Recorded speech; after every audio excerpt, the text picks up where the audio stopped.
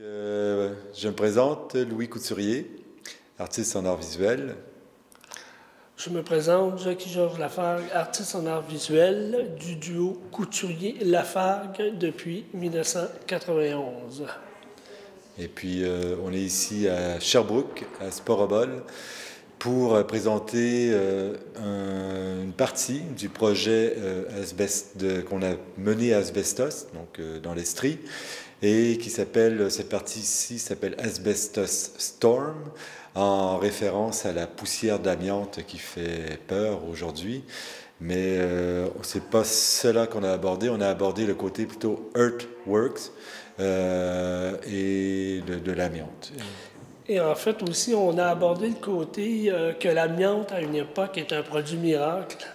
Et on l'a recontextualisé aujourd'hui alors qu'on c'est presque un produit qui est proscrit, voire très proscrit. Très proscrit. Et donc, on a voulu, à travers cette installation-là, sans prendre de position, essayer de faire une espèce de mise en contexte de deux époques à partir d'un même produit, d'un même minéraux. Et on l'a abordé aussi sur le plan de l'humour aussi. On n'a pas voulu, comme j'ai dit tantôt, on n'a pas de position là-dessus. On n'est pas anti, on n'est pas pro. On voulait juste montrer que nos sociétés, à travers le temps, prennent des décisions souvent. À une époque, une chose est bien. À une autre époque, un petit peu plus tard, cette chose devient moins bonne, disons. Il y a 3 parties dans l'expo. Il y a la partie publicité obsolète, c'est-à-dire des publicités anciennes sur l'amiante. On a la partie Tempo, enfin abri, il s'appelle le Shelter Logic, mais ça c'est la marque. Hein. Mais c'était plutôt l'idée de l'abri. Il faut s'abriter de ce produit dangereux qu'est l'amiante. Donc on a mis la vidéo que nous avons fait au fond de la mine, au fond du puits, dans cet abri. Et on a aussi évoqué le côté volatile de l'amiante en créant une mini tempête de neige sur l'image. Voilà, de neige d'amiante. Et à ça s'ajoute aussi, en arrière de nous, on peut voir une série de photographies qui montrent un peu ce qui est très intéressant, c'est que ces photographies-là sont un peu exceptionnelles au sens qu'elles ont été prises du fond du puits de la mine, dans la mine. On a passé 4 jours dans le fond du puits. Ça aussi, il faut le dire, parce que c'est quand même un élément essentiel ou important presque du parler travail. De performance. D'une certaine forme de performance. On a campé 4 jours, 4 nuits, on est resté là-bas. Et on s'est promené pendant ces 4 journées-là à travers le puits en prenant des photos, de la vidéo.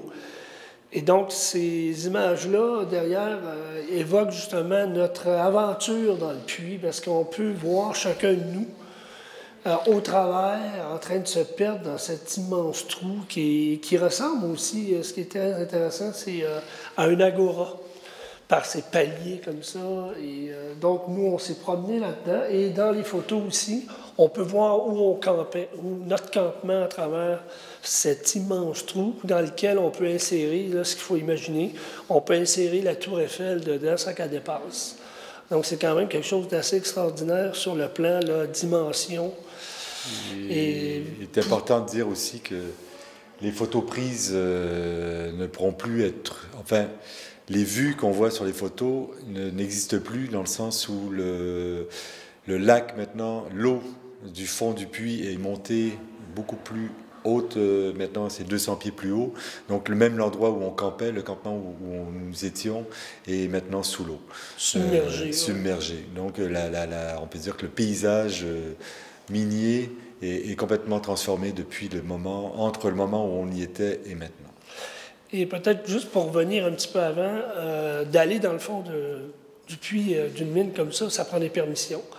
Et on tient à souligner encore puis dire merci, un gros merci à M. Coulombe et à tous les gens autour de lui qui ont contribué à qui nous ont permis d'aller dans le fond de la mine, qui nous ont fourni des éléments qui ont affrété des roulottes. Ils ont affrété des roulottes, ils ont loué une roulotte, ils nous ont installé une terrasse dans le bas. Donc, il y a eu beaucoup de contributions de la part des gens de la mine d'Asbestos, puis de la ville d'Asbestos aussi, nous a énormément aidé et on tient à les saluer aujourd'hui à travers cette vidéo, là, comme ça, d'information. Et je dirais aussi que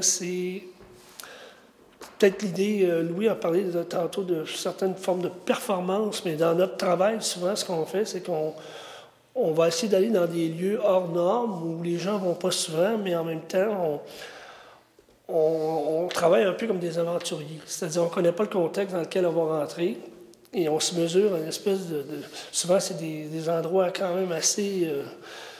je dis stupéfiants, mais il y a peut-être d'autres mots que ça. Là. Louis, il y en a peut-être d'autres là-dessus.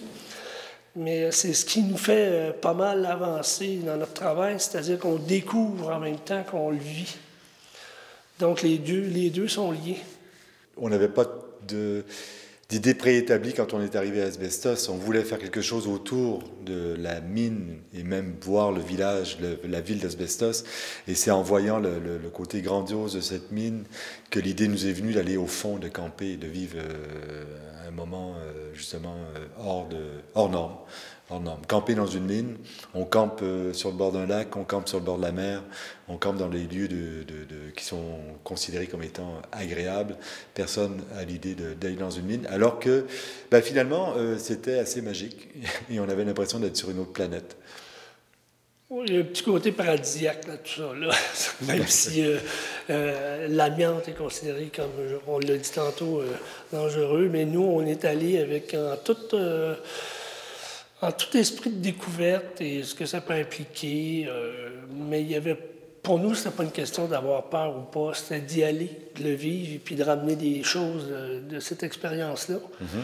Puis là, on est dans la première phase de la présentation. C'est la première fois qu'on le présente, le projet de la mine Asbestos, et on va le représenter, c'est sûr, et puis on va même, il est question qu'on retourne à Asbestos à l'été 2014 pour faire une projection publique dans la ville d'Asbestos pour donner ces images-là aux citoyens d'Asbestos qui n'ont jamais vu le fond de la mine.